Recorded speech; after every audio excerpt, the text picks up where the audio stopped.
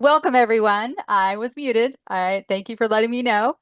Today's workshop, The Truth About Liver Cancer, is produced by Blue Faery, the Adrian Wilson Liver Cancer Association. A nonprofit organization, Blue Faery's mission is to prevent, treat, and cure primary liver cancer through research, education, and advocacy.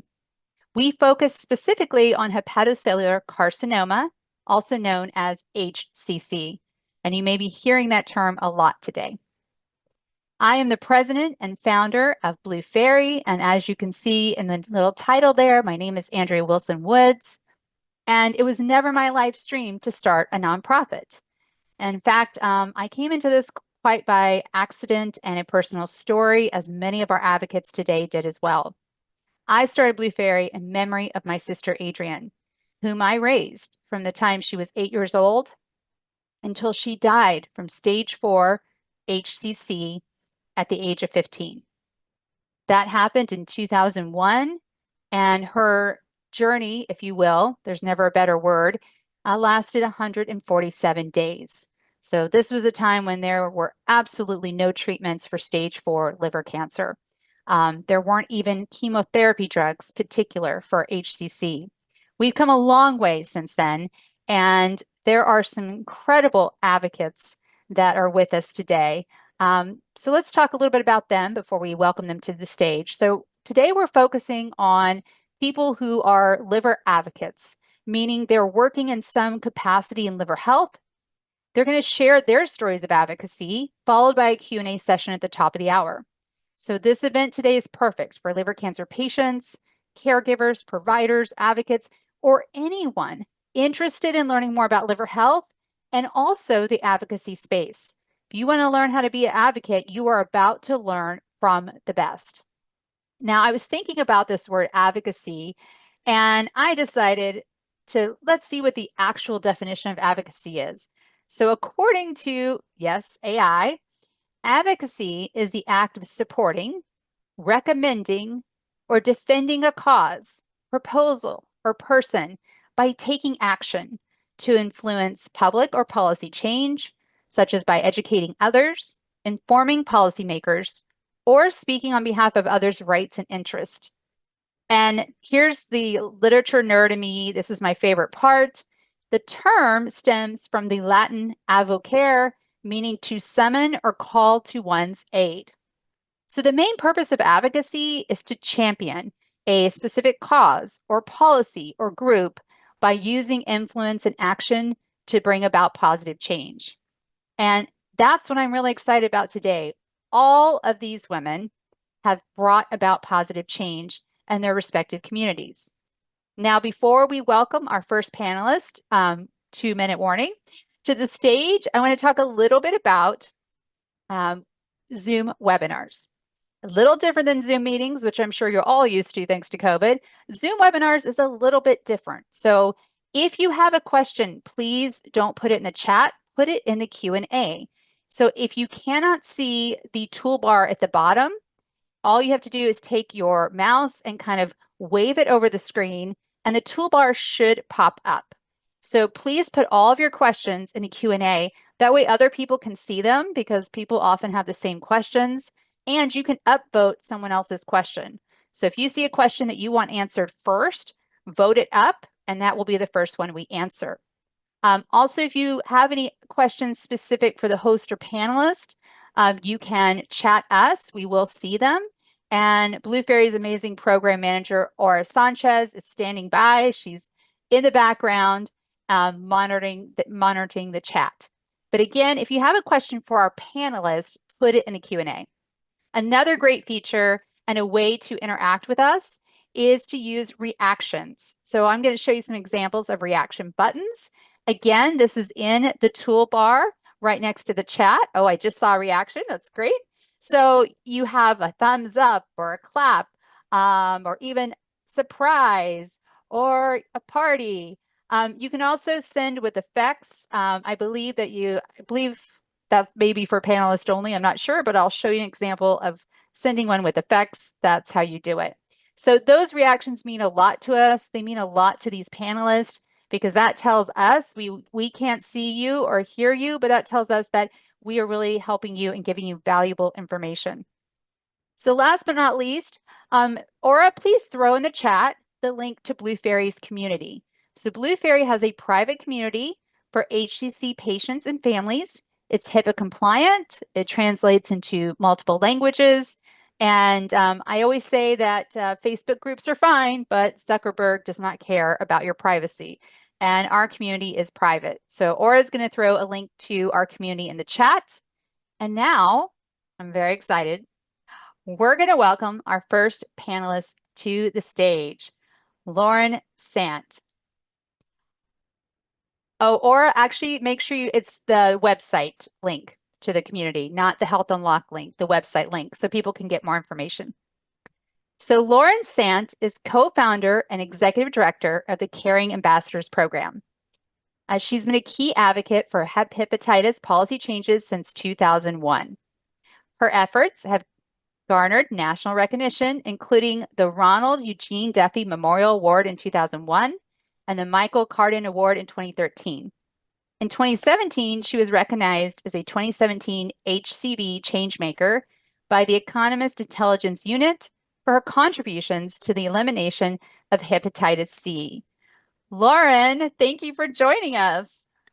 Thank you, Andrea. It's great to be here. I am so happy to have you. And Aura is going to throw in the chat the link to your organization, Caring Ambassadors.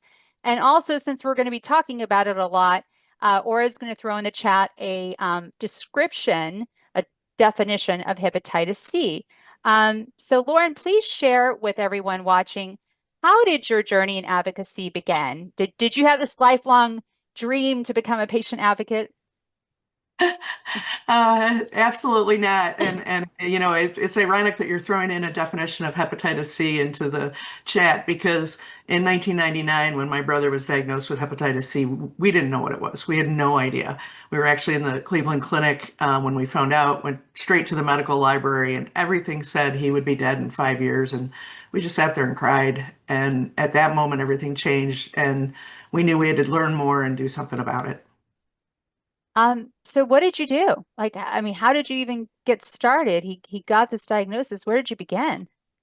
It really started, well, my brother asked me to do some research on hepatitis C, and the Caring Ambassadors program originally started with a lung cancer program, and so we decided let's have a nonprofit that focuses both on lung cancer and hepatitis C, two very deadly diseases in our country. And we quickly realized there needed to be a community that worked together and not in competition with each other. And that's when I started the first Hepatitis C Advocacy Council with 27 organizations. Most of them had very little funding, but we all knew we were stronger together. I just want to call out two things you said before I ask you the next question. Because you're one of the only people that I know that actually says this and means it, but we are stronger together, and that a community needs to work together and not in competition. You know, that has been my experience with you from day one, and I so appreciate it. Tell us, what were those early years of advocacy like? It honestly, it was really intense. Nobody knew what hepatitis C was. At least 75% of people were undiagnosed.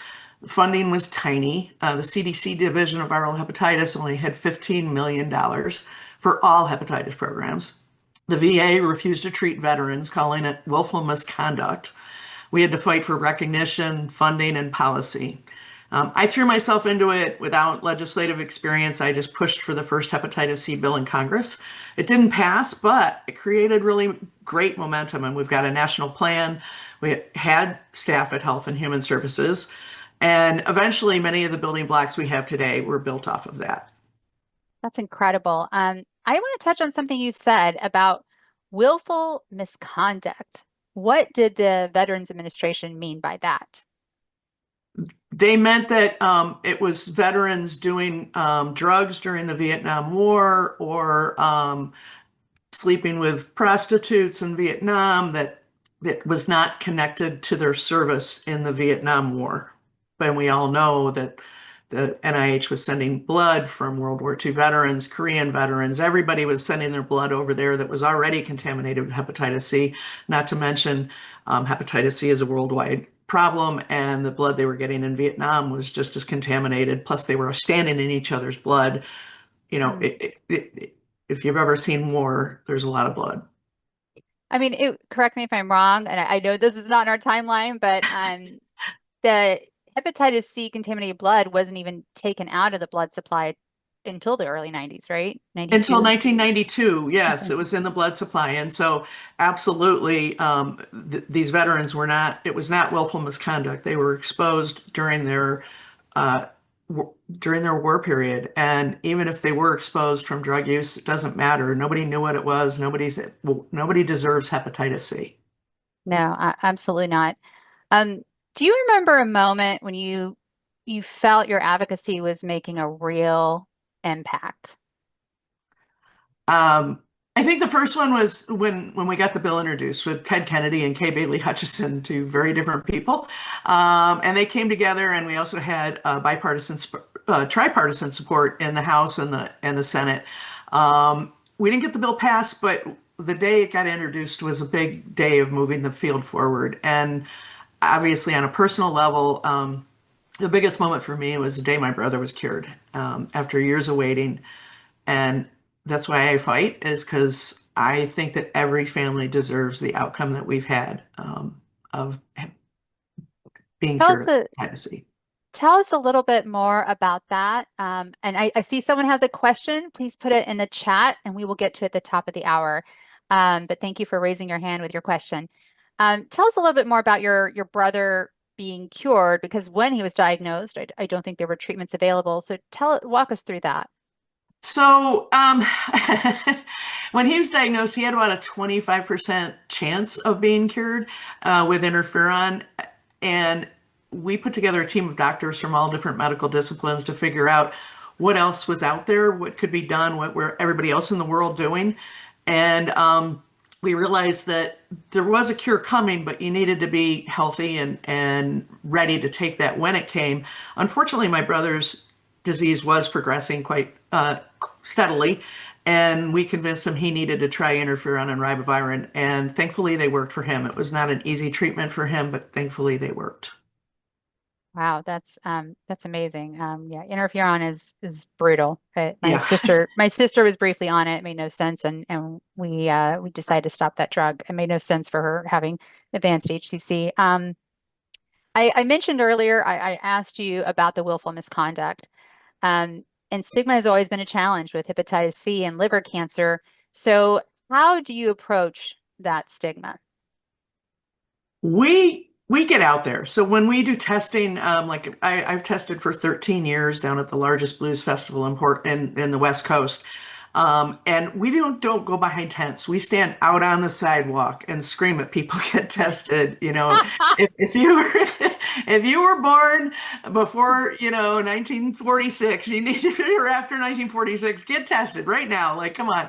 And it doesn't discriminate. And so, we just if you have blood, you're at risk, and removing stigma starts with honesty, visibility, education, and not hiding behind anything.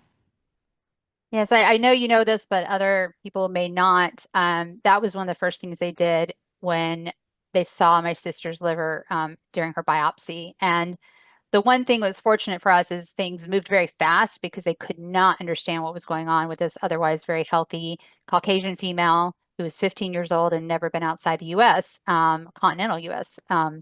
And so they tested her immediately for hepatitis B and C, and she had both, which they concluded she got from our mother, who was an addict and a nurse during childbirth. And when my sister was born, it was not standard of care to test mothers prenatally. So I totally understand about the stigma. And one of the things the doctor said to me was, "You guys have the same mother. You need to get tested too." And I eventually did after my sister died. I don't have hepatitis C. I did have hepatitis B and was very fortunate it did not become chronic. And unfortunately, the American Red Cross will not accept my blood. So they asked for my blood type during COVID. I willfully gave it, and they rejected it. So it was very interesting. So tell me, after so many years, Lorren, I know how long I've been doing this. You've been doing it even longer. What in the world keeps you going? Because it can be a grind, in my opinion. Oh, it's a grind. But it honestly, it's an honor or a privilege to do what we do. And, when I said earlier, when my brother was first diagnosed, he had about a 25% chance of being cured. Today, the cure rates are over 95%. In Oregon, we successfully removed all the barriers like prior authorizations and sobriety requirements, specialists, all these things that kept people from getting treatment. And now we're using peers and telemedicine to reach rural communities. They're going right into camps, testing and treating. And these are the kind of things that just make me believe that elimination is possible. And that's what keeps me going. Do you have a specific example of something that worked in Oregon? Because I think, what is very unique about the United States is that we are 50 different states. We're an experiment. And while we do have national policies, we have state policies. So could you share something that you did at the state level? Because I know you're so active in Oregon. Well, first off, I had great advocates here with me that are living with hepatitis C or cured of hepatitis C.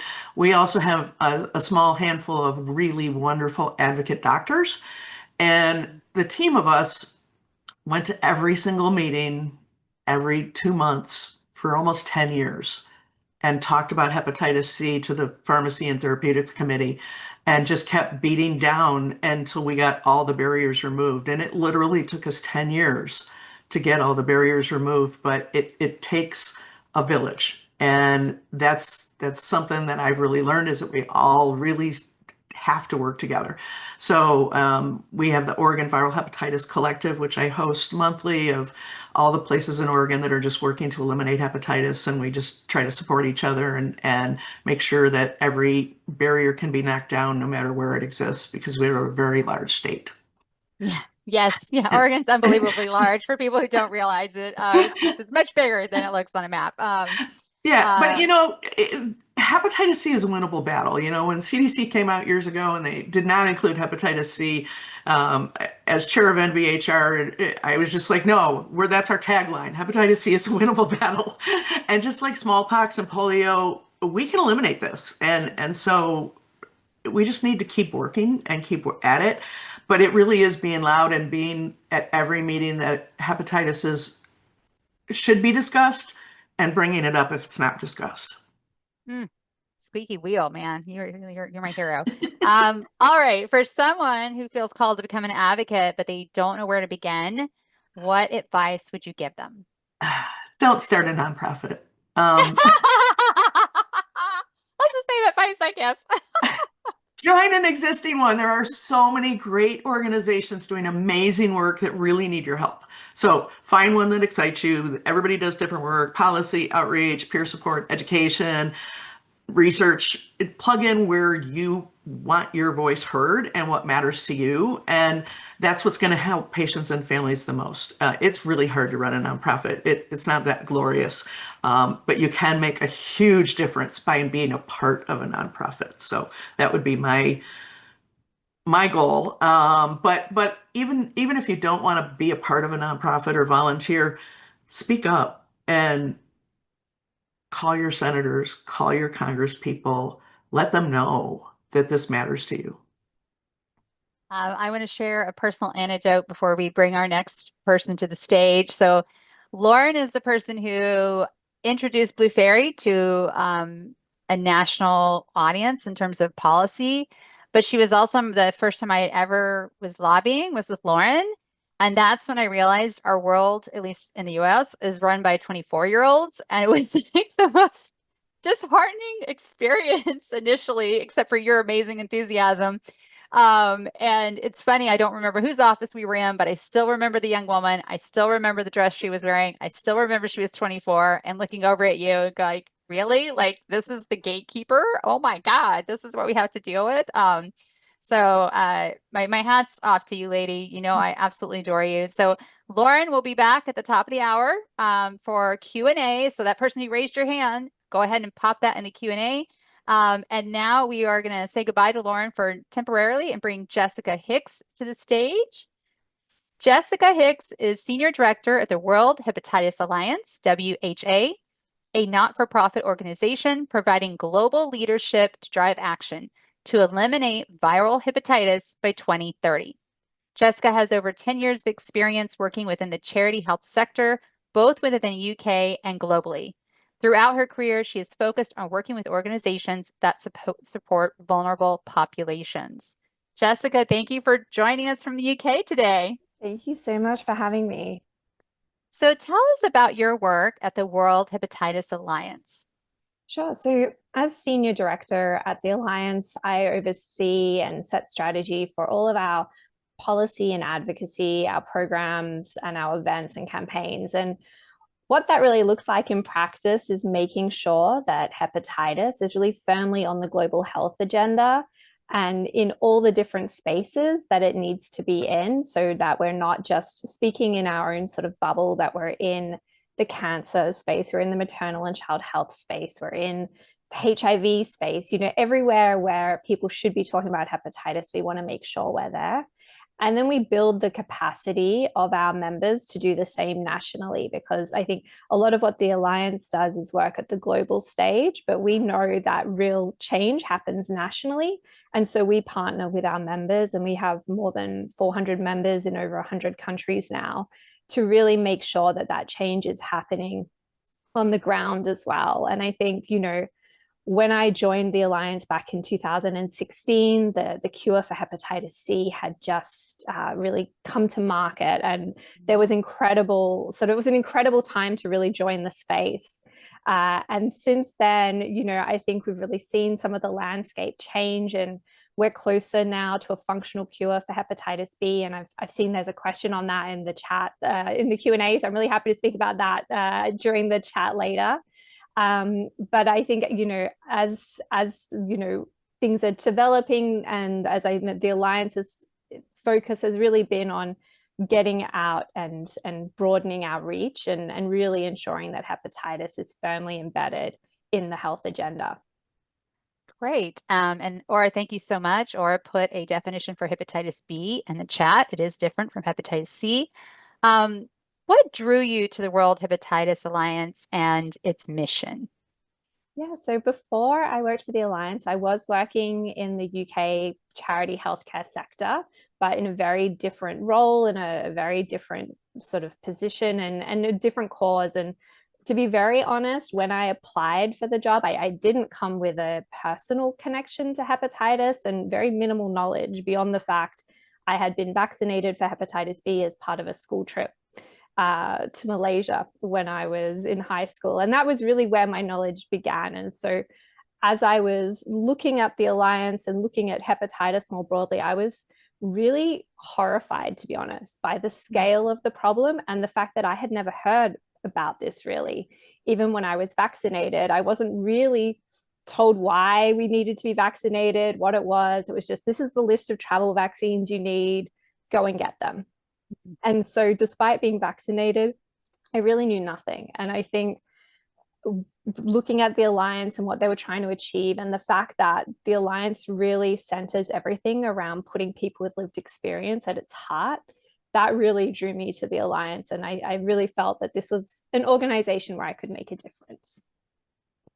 How has your role at the Alliance evolved into the leadership position that you hold today?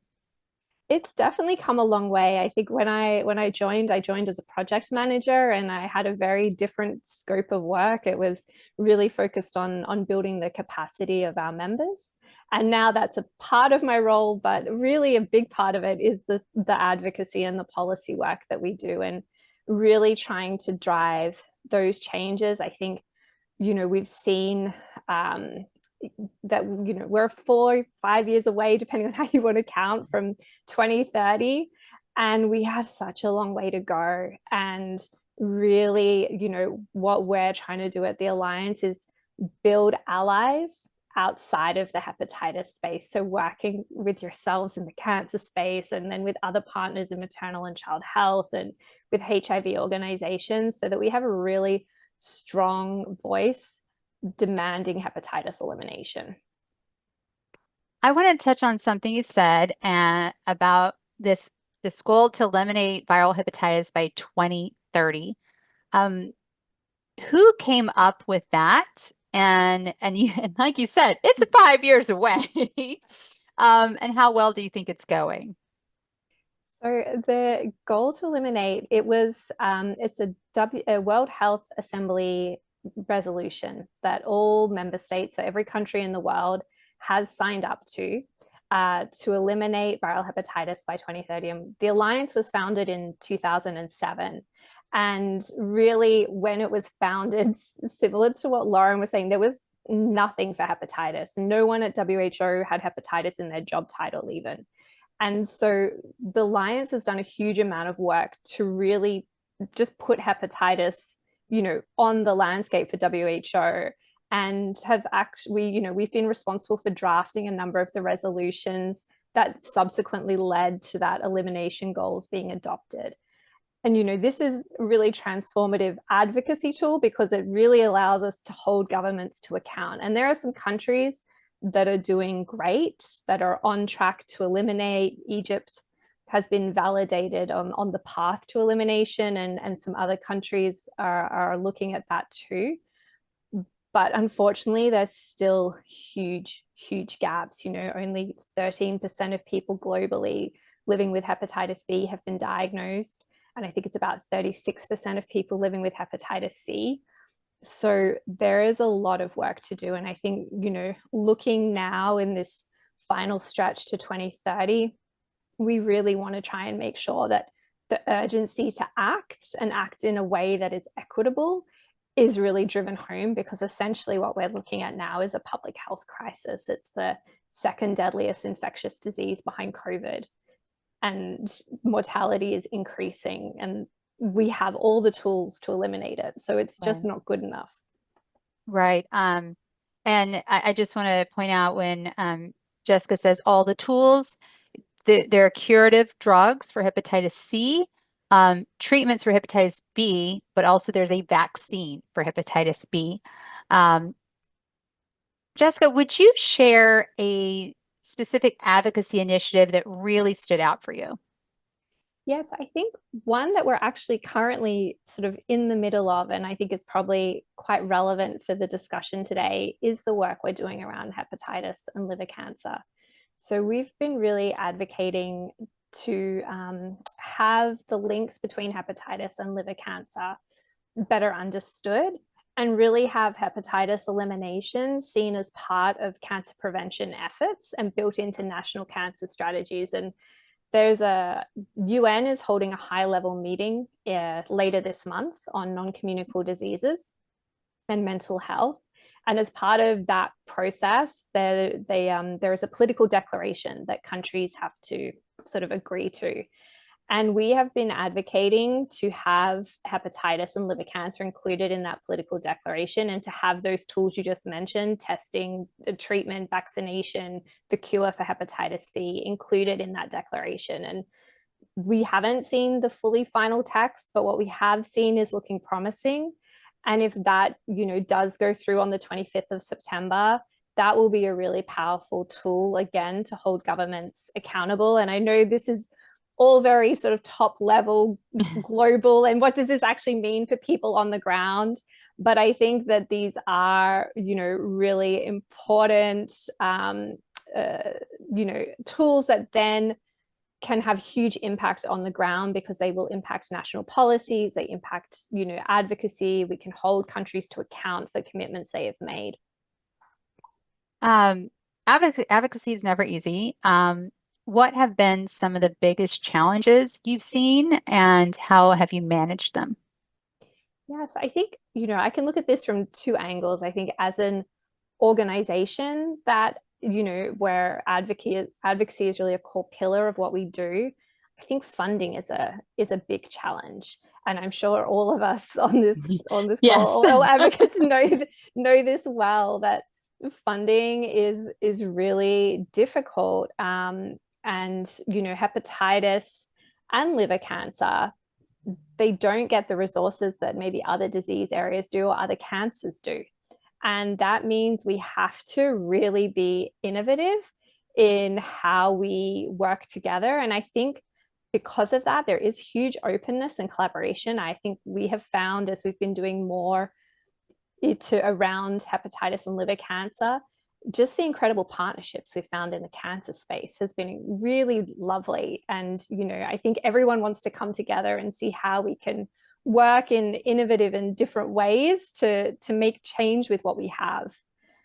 But I think on a personal level, when I came into this field, both of, hepatitis, liver cancer, they're quite medicalized areas, and there's a huge number of acronyms.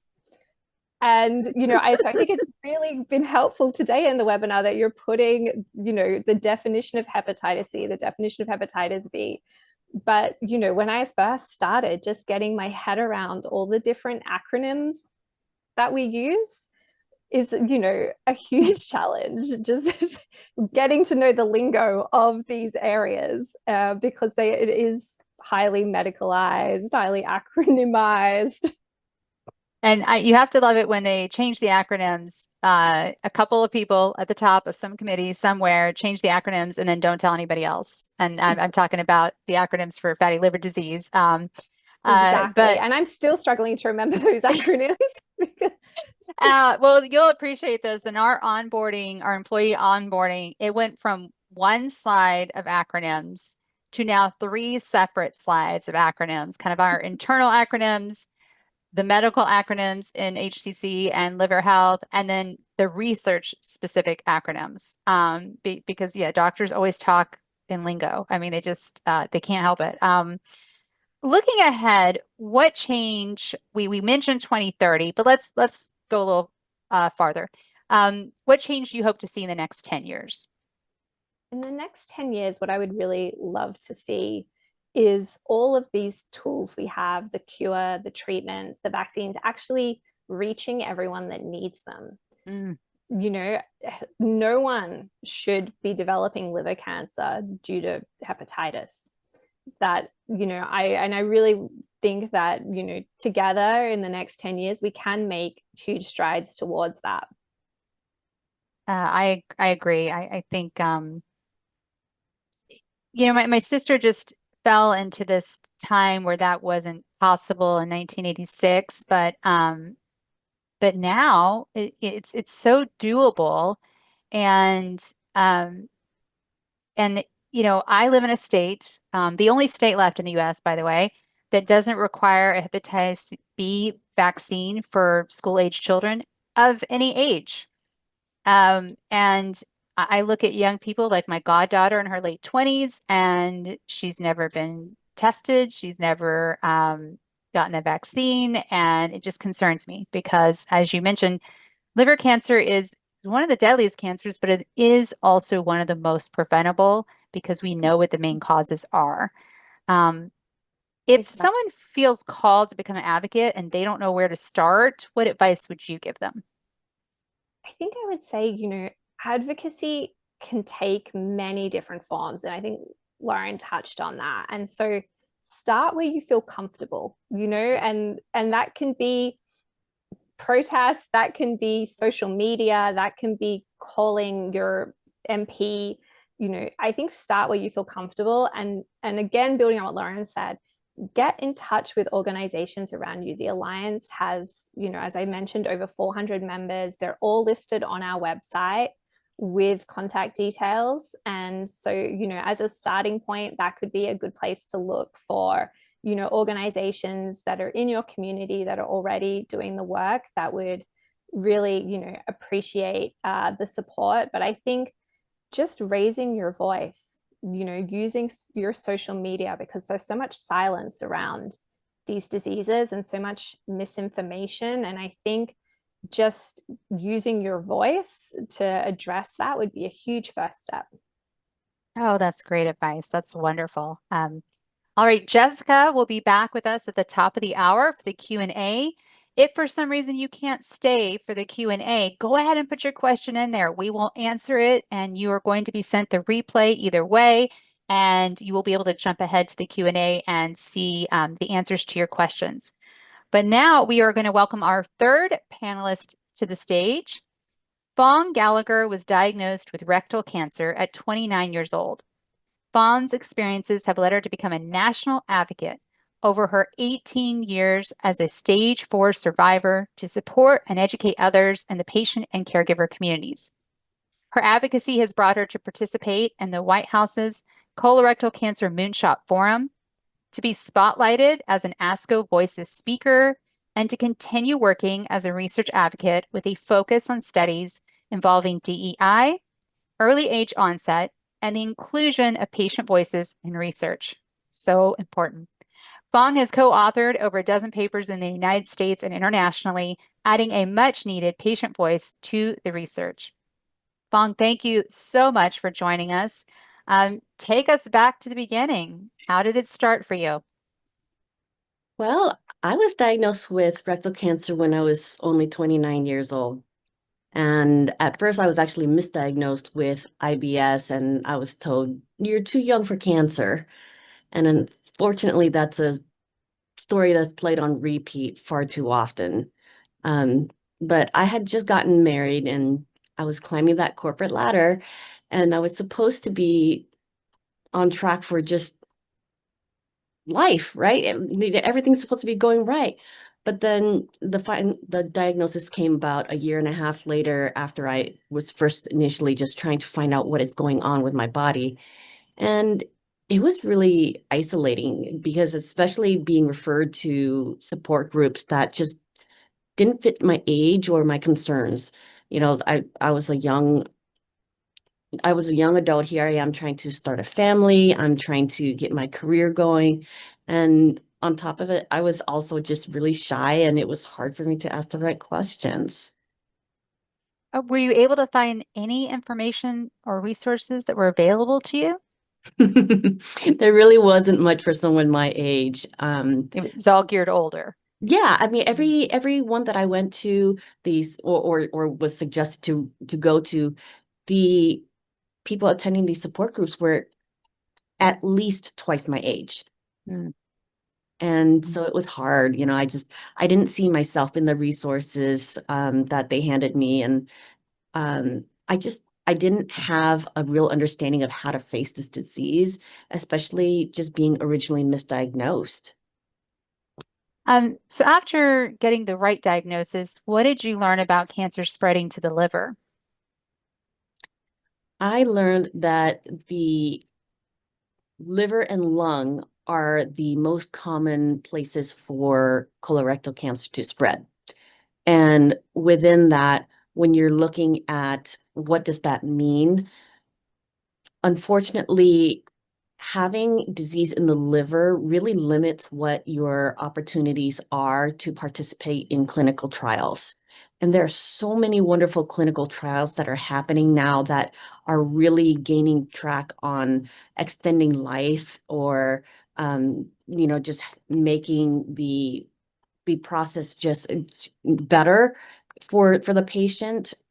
And so when you take away all these clinical trials that the patient wants to participate in potentially, you're taking away options for life, options for, a better way of going through this, like you said earlier, lack of a better word, journey. Right. And I just want to point out, because I saw something in the chat. So colorectal cancer, as Phuong said, can spread to the liver or lungs, and that's called secondary liver cancer. It's not primary liver cancer. It's not HCC, but patients tend to have similar problems, although the treatments may be very, very different, because it's really about the origin of the cancer. And we are going a little broader beyond liver cancer today, talking about advocacy, and also talking about the many causes of liver cancer, as we've already discussed with hepatitis B and C. Phuong, for you, how did you go from that very isolating experience and being shy, to finding your voice as an advocate? Well, eventually I found a group called the Colon Club, and they focused on early age onset colorectal cancer. And suddenly I had this forum of people that just understood me. They taught me how to ask the right questions They taught me how to advocate for myself, and that really changed the relationship that I had with my doctors. And it went from me being a passive consumer of medications and things like that, to me being really an active participant in my my treatment. And it was a whole new world. So I as I learned more in the Colon Club, I started following this wonderful woman named Belle, and she encouraged me to participate in their magazine. And like I said, I'm shy. I'm not a front of camera person, and I really found ways to resist it at first. But Belle was the very first person that I lost to cancer. And so I decided to honor her by participating in the magazine. And so that led me to a retreat where, for the first time, it wasn't just me and my husband against the world. It was the pivotal moment that really made me want to advocate not just for myself, but for others too. And I really had to step outside of myself to do that. And it's been 18 years since I started my advocacy journey. Oh, that's amazing. Um, how has your husband encouraged you? He has been my rock, my everything in all this. I could not do what I do without him. He really pushes me um, to share my story, and he reminds me that there are people that need to hear this story. And he's helped me to prepare for speeches. He's helped me to write those speeches, and just get ready for panels, and that's made me feel less afraid as I feel more prepared. And so with his support, like I really started pushing past my fears and using my voice to help people. That's amazing. And I just want to call out, you said something about being a passive um, consumer. May not been that word, but use the word passive. And you weren't speaking up. And I think that's one of the most important things about when you get a diagnosis, any serious diagnosis, but Blue Fairy does focus on liver cancer. You you have to learn how to advocate for yourself and others. You have to learn how to do it, even if it doesn't come naturally. And you have to go from that sort of passive, reactive role to being very proactive. So once you stepped into the space, what kinds of things did you focus on? I really focus on the patients and preparing patients, I think, in talking to them, whether it's one-on-one or whether it's on a stage. I want to explain, here are the scary things that you think are so scary, but let me tell you about them so they're not so scary. Because when you know about things, you can do something about it. And that really gives you back some of that power that scary cancer diagnosis just takes away from you. And so it just I feel like it's my chance to use my story to share with you everything that I've learned, so that you don't have to go through the mistakes. Right. Don't make my mistakes. And I've been fortunate in that that's led me to things like the White House Forum, and being able to speak at ESCO Voices. And so, and with the White House Forum, it was really a powerful reminder of being that voice in the room for the patient. That's who I represented. That's awesome. That's amazing. Because yeah, you are speaking for more than just yourself. Absolutely. And at any given time, you don't know how many people you might be speaking for, or even reaching. Um, why is it important for advocates to raise awareness about liver metastases specifically? I'm sorry, one more time. Why is it important for advocates or even patients to raise awareness about liver metastases? So when cancer has spread to your liver, secondary liver cancer. Yeah, I think that a lot of people just don't know what is the impact of that. And there's a lot of treatments that you have available to you, but if you don't learn about it, then they're not available to you. You know, Yeah. it's sometimes you have to be the person to bring the treatment or the clinical trial to your doctor and say, hey, what about this? Can we talk about this? Because frankly, they don't have time to research all the clinical trials for every patient. And if you take that into your hands and you find out about your biomarkers and you find out how this impacts what you can and can't do with liver disease, then you're really enabling yourself to have those options available. Yes. Very well said. I was I was so motivated by what you were saying, and I was looking at the reaction tool, and I'm like, I need 100%, like 100%, what she just said. What has kept you motivated? We've asked this question in a couple of different ways to Jessica and Lorren as well, but like, you were a patient. This happened to you personally. What's kept you motivated to continue being an advocate after so many years? Yeah, it's really easy to withdraw. I think for a lot of people, whether it's your own personal journey or whether it's emotional exhaustion from the friends you make and lose because you're living in a world of cancer. For me, I always have the patients in mind. And whether it's one-on-one for a colostomy or whether it doesn't matter. But I think about the alternative of what happens to patients if they don't hear the right information or don't find someone to relate to. That loneliness and fear of that unknown is so much worse than facing the truth. Because, like I said, once you know what you're facing, you can deal with it. And advocacy helps to really replace that darkness with clarity, and it arms the patient with the information they need. And that drives me to keep going.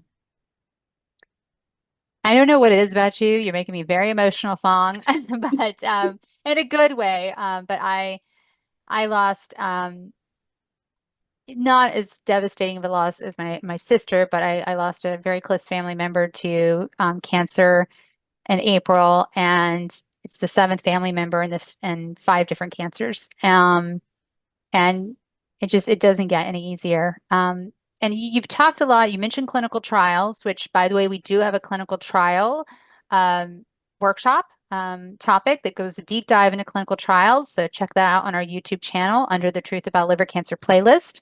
How do you see advocacy shaping research and care? Because I know you're very involved in research.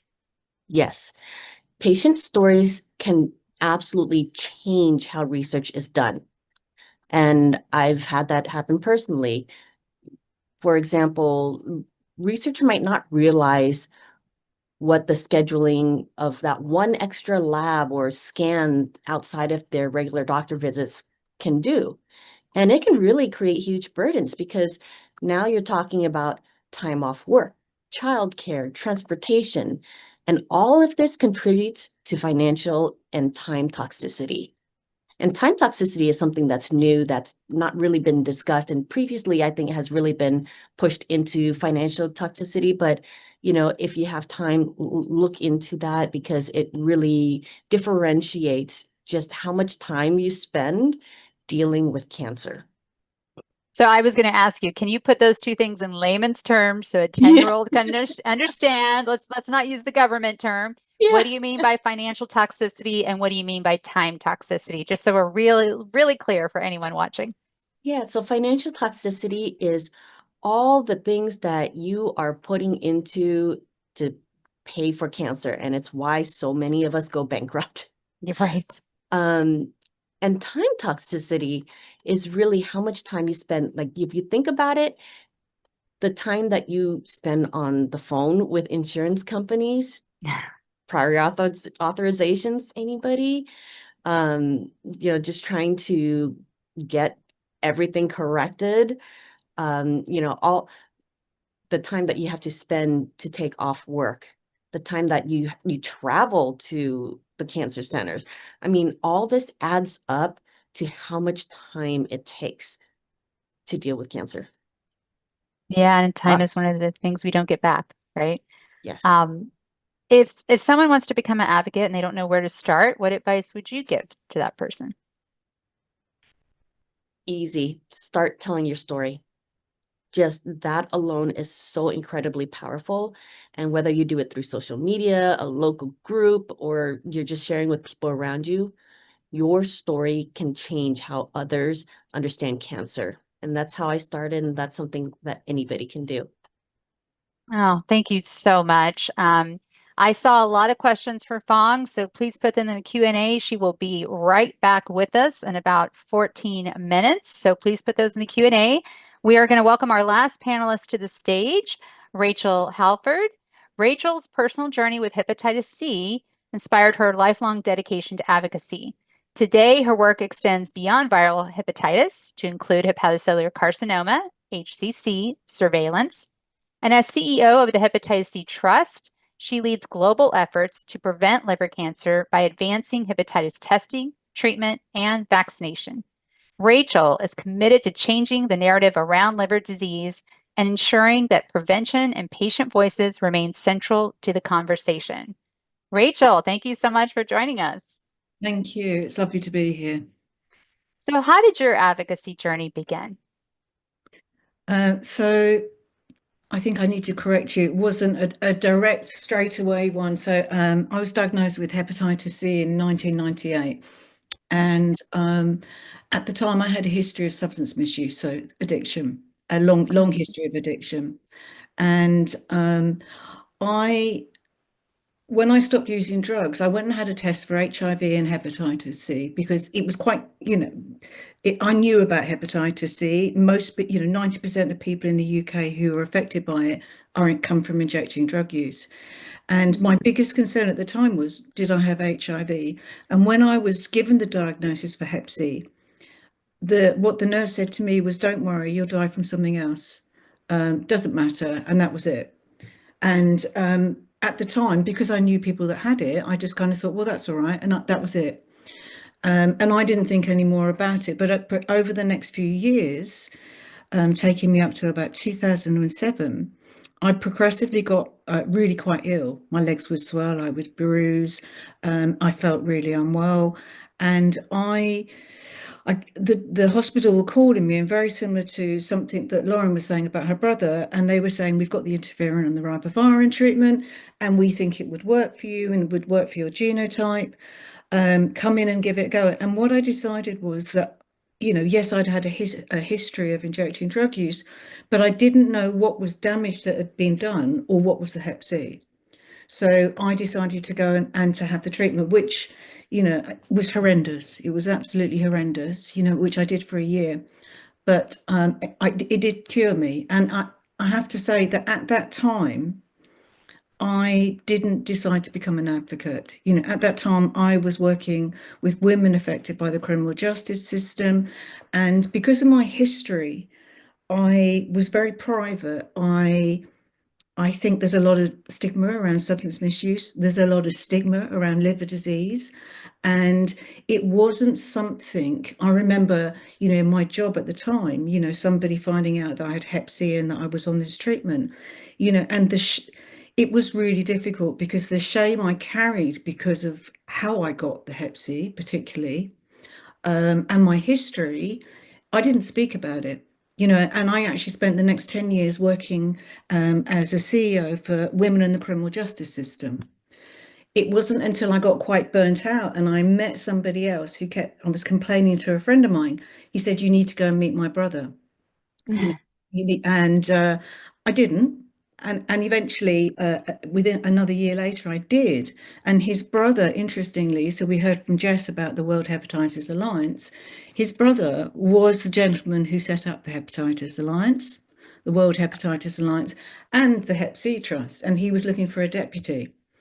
And after meeting him, I took on this role at the Hep C Trust. And what I thought at the time was, I thought, well, you know, it's not going to be as stressful as criminal justice and women and advocating. I thought, I know a bit about health. It's going to be, you know, it'll be easy. I can step back. I don't want to be a CEO anymore. And I took on the role, and it was like, oh my God, it was like a baptism of fire. I had no idea, you know, acronyms you've all talked about, the NHS system, you know, in England or across the UK, the healthcare systems, the different layers of it, the drugs. It was a baptism of fire, but that was where I first ventured into.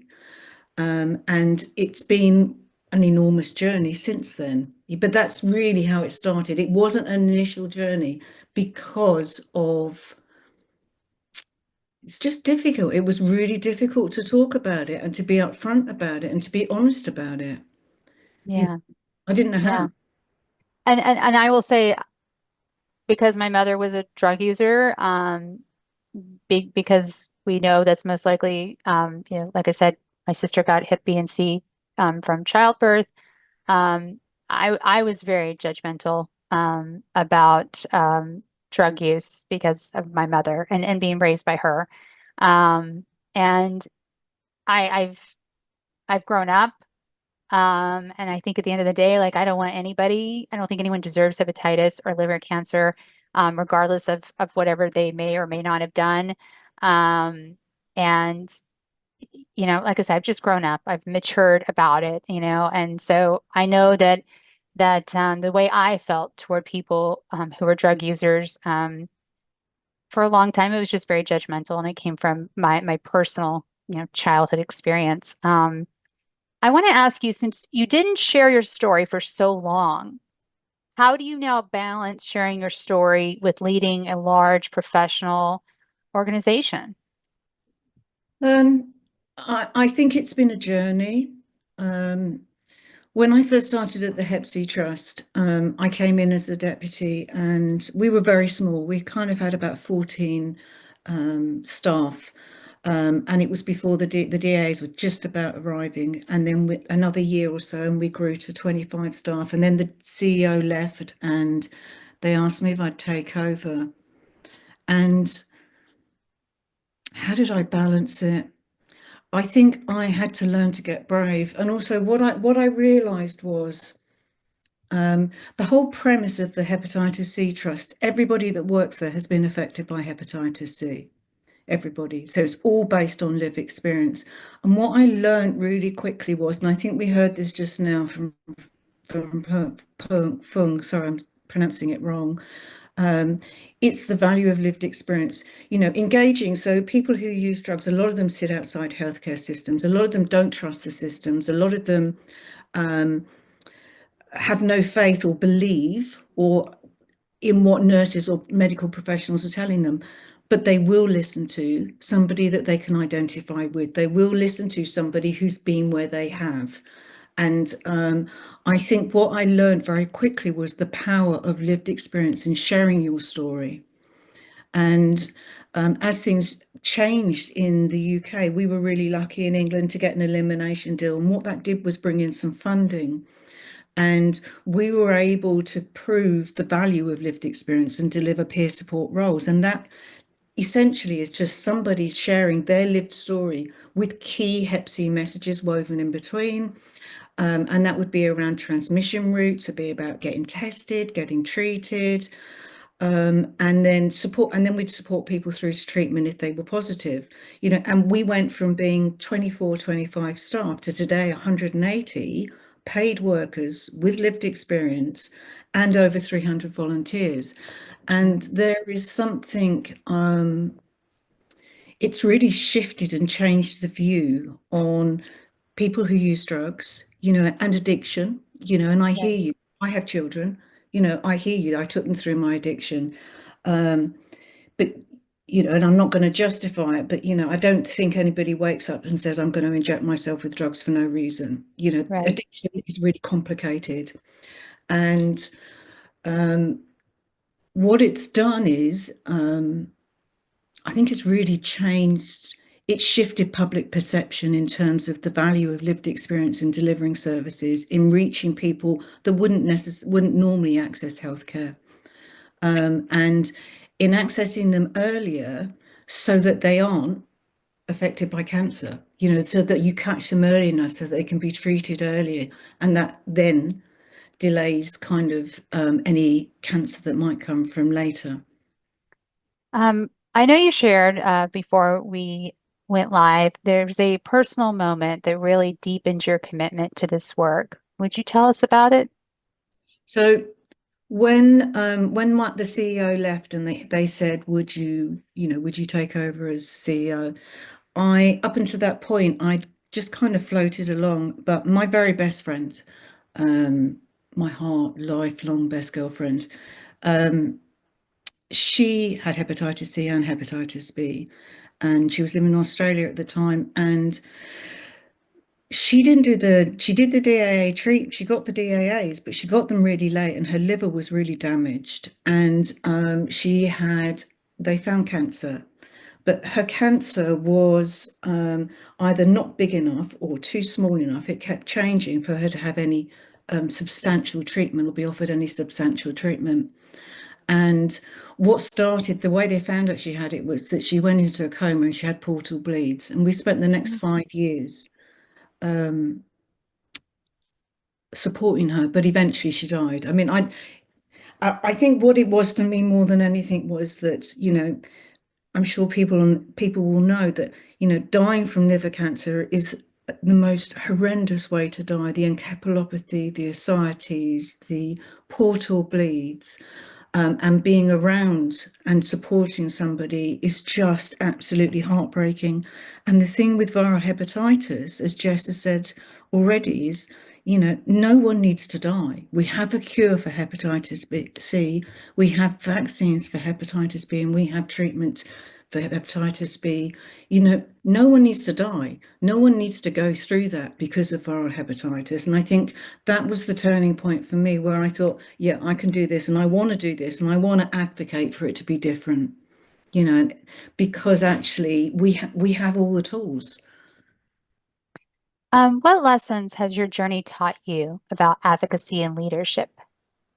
What's it taught me? I think it's taught me to be brave. I don't think it will ever stop me sometimes feeling the shame coming up sometimes. We work with a lot of people in the UK also who are affected by hepatitis C because of infected blood, and then here I am, and this is my story. But it's taught me to be brave because,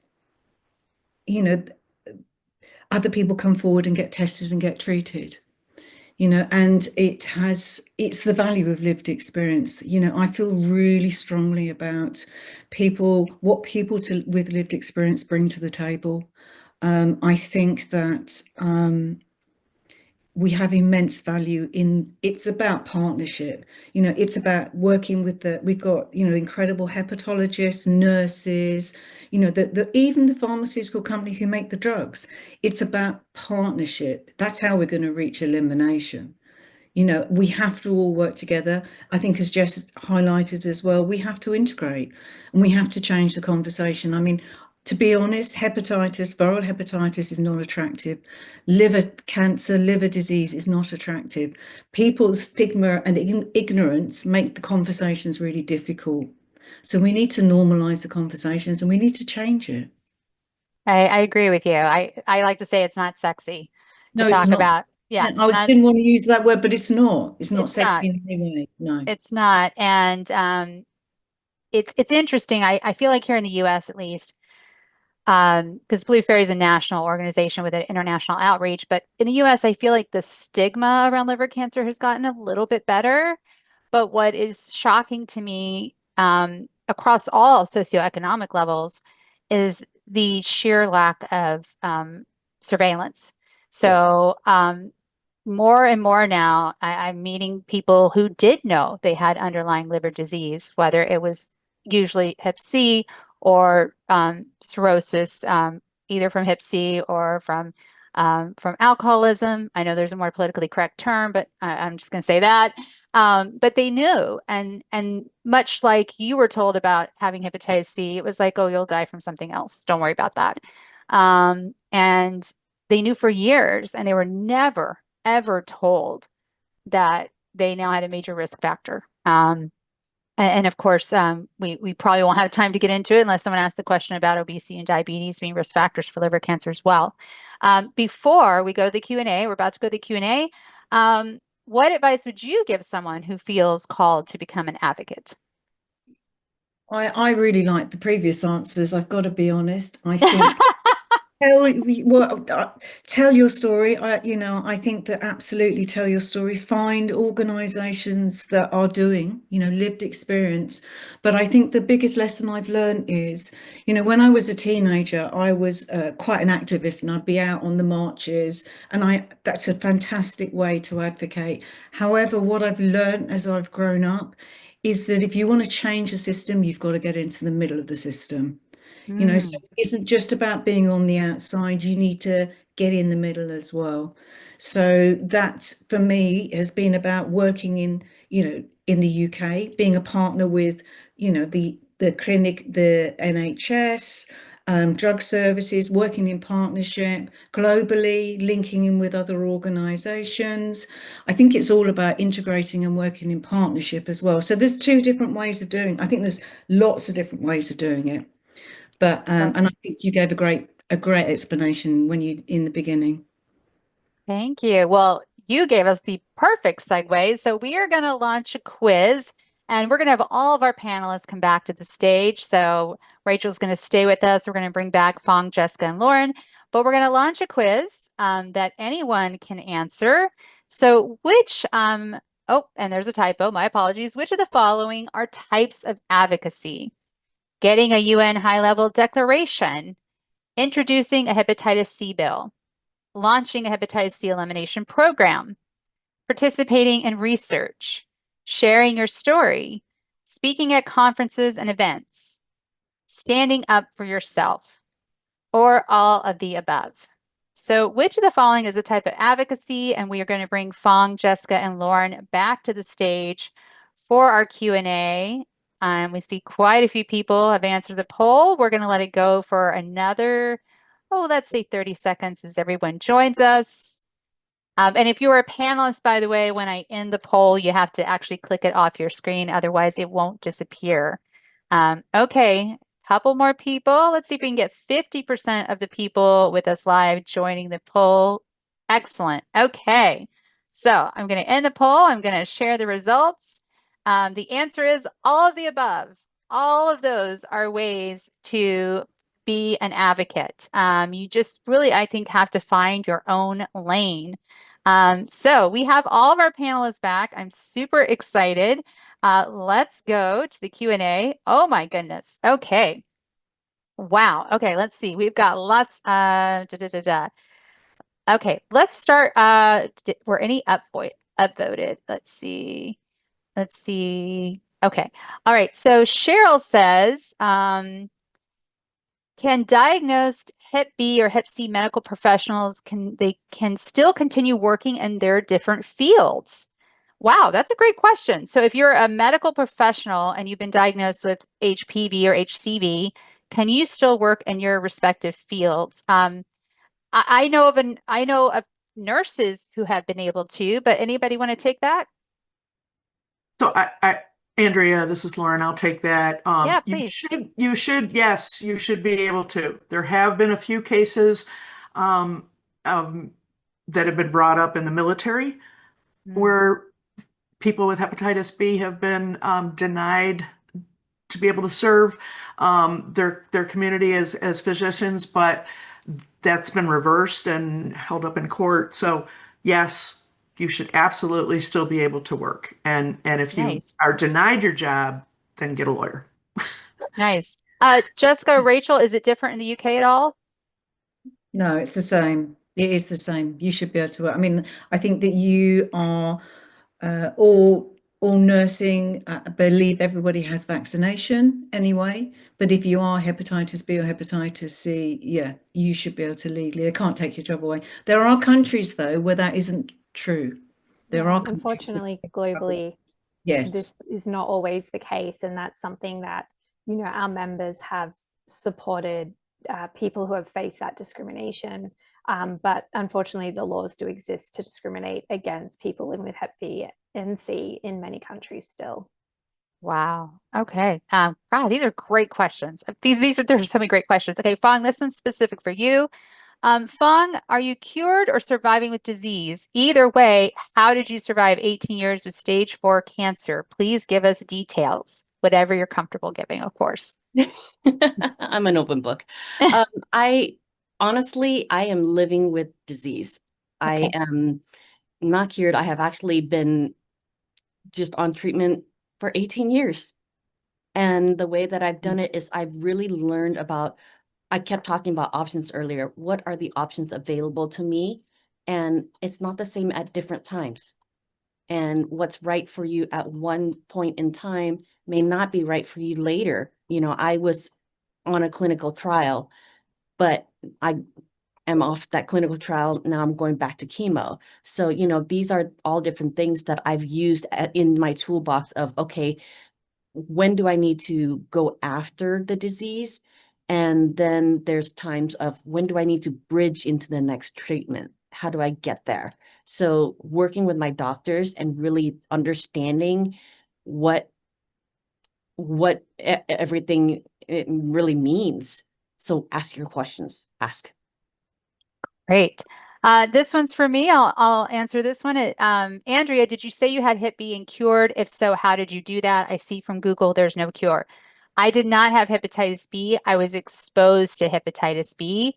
So I have the natural antibodies in my blood, which means I personally don't need a hepatitis B vaccine. It also means that the American Red Cross will not take my blood because I've been exposed.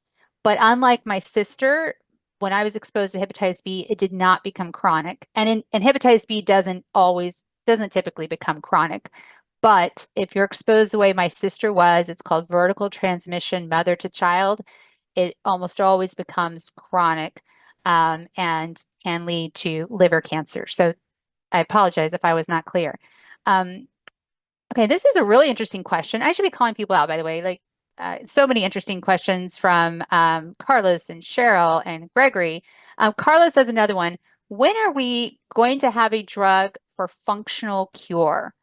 Does anybody want to take that? I'm not sure what he means by functional cure, but anybody feel free to take that.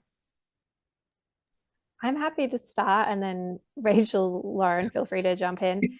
So yeah, functional cure is an interesting term. And when we were talking earlier about acronyms and terminology, this is another one that is being debated right now, Right. is whether this is a helpful terminology. Essentially, what it means is that the hepatitis B virus is very different to hepatitis C.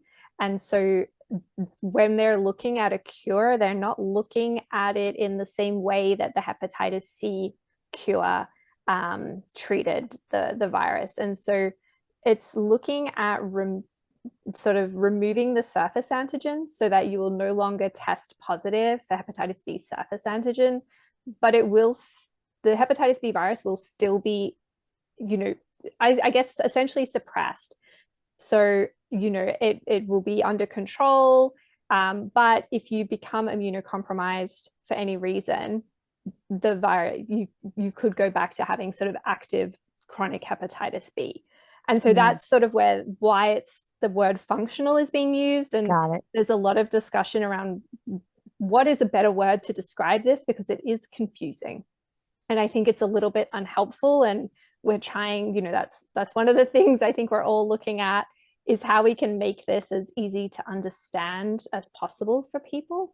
But in saying that, there are a lot of companies that are looking into this, and they're all at different stages of clinical trials, from sort of very, very early stages through to phase 3, which is sort of the very last stage before a drug would come to market. And so there is one company with a drug in phase 3 clinical trials. And what we have heard is that if all the data from those trials looks good and as they are expecting, they are working towards launching that drug or that treatment towards the end of next year, Got which it. would be Anybody? really exciting. Yeah. Anyone want to add to that? No, just to say, I think that just to keep yourselves aware and try and follow the information and get information, because it may be limited availability. And I think just thinking about what Phuong was saying, you really need to get to upskill yourself and get the knowledge yourself as well, because you may not hear about it from your clinician. That leads us perfectly to Gary's question. And Gary, I preface this by we are not allowed to give medical advice, but you have a great question here. So CAT scan shows lesions on liver, fiber scan shows no scarring, have CKD stage 3 to 4, and at times have chronic diarrhea for 4 to 5 months, but have gained more than 25 pounds that I can't lose. And here's the clincher to Gary's question. GI is not a talker, so I don't know what to do. Please advise. I'll start. Gary, if your GI is not talking to you, get another GI. Get it, and Aura can throw my email in the chat. We do find second opinions for people who have HCC, but I'm happy to help you in any way I can. But my first piece of advice would be to get a second opinion, and also, and I say this to anyone, always request copies of your medical records, all of them at all times. Have copies. And I encourage people to print them out, just because not everybody can access your electronic health record. But if you have everything printed out, you can go over it with your friends and family and make important decisions. So that's my piece of advice. Anybody want to give Gary any advice about his GI is not a talker? I think you nailed it, Andrea. Thank you. Yes. So again, Gary, Aura will put my email in the chat, and I'm happy to guide you in the right direction. Got to get you a new GI. So I have personally have a lot of GI issues, not cancer, but when I was asking my primary care physician, who happens to be fabulous, for a GI, the very first one I got was so bad, and I went back to my primary care physician, and this is what I said to him. I said, "You're a doctor. Who would you see?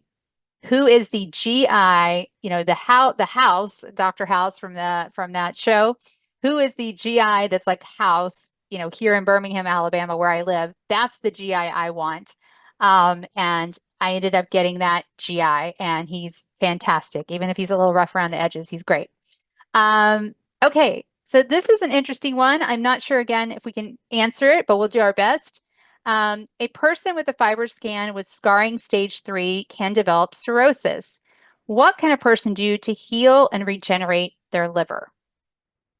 So I'm not clear from the question if they're asking what they can do personally, but if anyone wants to answer that, please go ahead. Or if the person this was anonymous, if you want to clarify your question, that would be great. So, Andrea, off the bat, I would say stay away from alcohol. You're right. Yep. Watch any 100%. supplements you're taking. Make sure any supplements you're taking are not liver toxic. There's a great drug herb interaction website out of the UK that you can look up herbs and drugs in your liver. And eat healthy.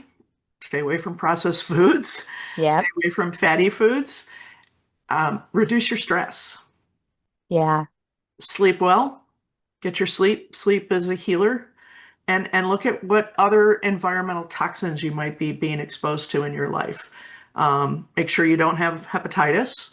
One of our most successful campaigns we ever ran was "Are you viral?"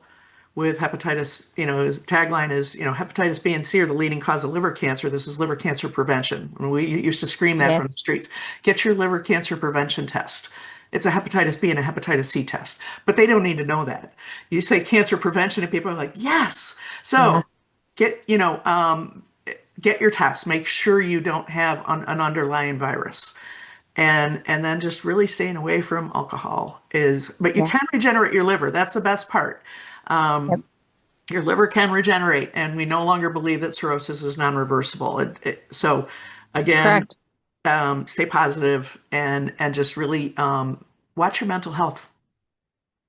I will also add that coffee is good for the liver. There's a lot of studies that support that. And also, if you see anything that says liver cleanse on social media, block that person, block that ad, because that's your liver's job to detoxify your body. So whenever I see these like liver, detoxify your liver with this supplement, no, that's your liver's entire job to do that. Okay, we have two more questions. Again, we'll do our best because these are very personal questions. This is from McLean, last name. What is the best way, very interesting question, by the way, what is the best path for someone to take who has neuroendocrine tumors in the liver? And that is very different. Does anybody want to take that? Okay. McLean, again, Aura has put my email in the chat, so I hope you grabbed it because we're not going to put it on YouTube. That would cause me all kinds of problems. But we have had people come to Blue Faery who actually have neuroendocrine tumors in their liver and not HCC, and then we find the right path for you. So please feel free to email me personally.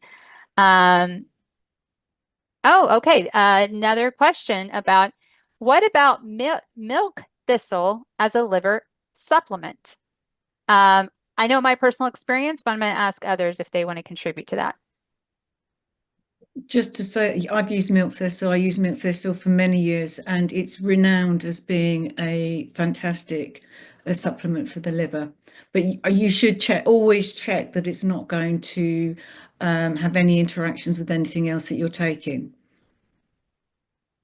And you also need to check that you're getting it from a responsible source. They did a study in the United States, went into the drugstores and pulled off milk thistle off the counters, and almost all of them had very little milk thistle actually in the product. So make sure you're getting a good herbal product from a reputable source. I don't recommend you buy your herbs from the grocery store. Yeah. Okay, No. that's great advice, sir.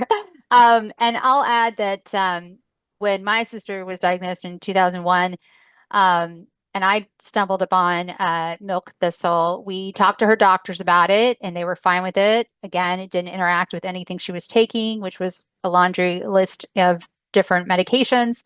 And I started putting it in a smoothie for her every morning, and she couldn't taste it, and it did seem to help with her energy. Okay, we have one last question. And I don't know if anyone can answer this live, but if not, again, please email me and I will look into this for you. Carlos, is there a clinical trial for pitavastatin? Oh goodness, I never pronounce these right, by the way. These are different statins. I see pitavastatin and atorvastatin to prevent HCC recurrence. Very interesting question. I have not heard of these two particular drugs. Has anybody else heard it on the panel of these two particular drugs? Okay, Carlos, if you email me, I will be happy to look into it for you. But you brought up a really good point that we haven't mentioned. HCC does recur more than 50% of the time. And your best shot at a cure, and we did a whole workshop just on this topic, is a liver transplant. We have one more question here. So what about a supplement that removes heavy metals from the liver? Is not something needed as the liver can take care of this. An herbalist recommended it to me. Now see Lorren frowning. Come on, ladies, give us your real thoughts. It's all good. So do your homework and know where your liver's at. You need to be really careful. And just because an herbalist recommended it doesn't mean it's what you need to take. Do your homework. I don't know which one they're talking about, Yeah. but there's a lot of misinformation out there.